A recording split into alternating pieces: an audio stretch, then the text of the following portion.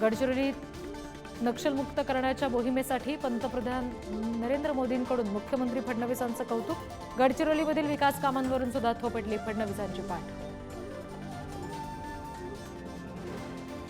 काँग्रेस नेते विजय वडेट्टीवार यांची सुरक्षा काढून घेतली जाण्याची शक्यता।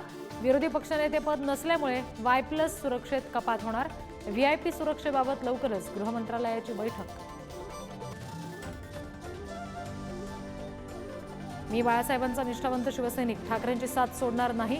नाराजीच्या चर्चांवर राजन साळवींचं स्पष्टीकरण, तर भाजपात जाणार असल्याचे दावे सुद्धा फेटाळले।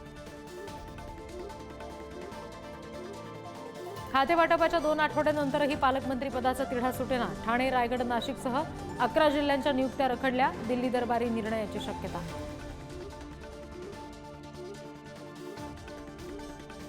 मंत्री गुलाबराव पाटील यांच्या पाळधी गावात आज रात्री 8 वाजेपर्यंत संचारबंदी वाढवली।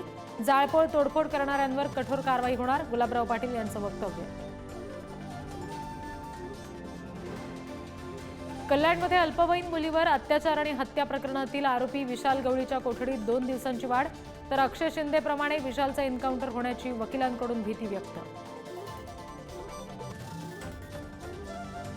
नांदेडमध्ये टोमॅटोच्या उभ्या पिकावर शेतकऱ्यांना फिरवला रोटावेटर। टोमॅटोला 2 रुपये किलो भाव, लागवडीचा खर्च मिळत नसल्यानं शेतकरी हवालदिल। नववर्षाच्या सुरुवातीलाच खाद्यतेलाच्या दरात 30% वाढ। किरकोळ बाजारात खाद्यतेल 35 ते 40 रुपयांनी महागलं। गृहिणींचं बजेट कोलमडलं। 1 जानेवारीला मुंबईमध्ये सोनं खरेदीत 400 कोटींची उलाढाल। सोन्याचा दर प्रतितोळे 78,880 रुपये। नववर्षाच्या पहिल्याच दिवशी सोनं 1,854 रुपयांनी महागलं।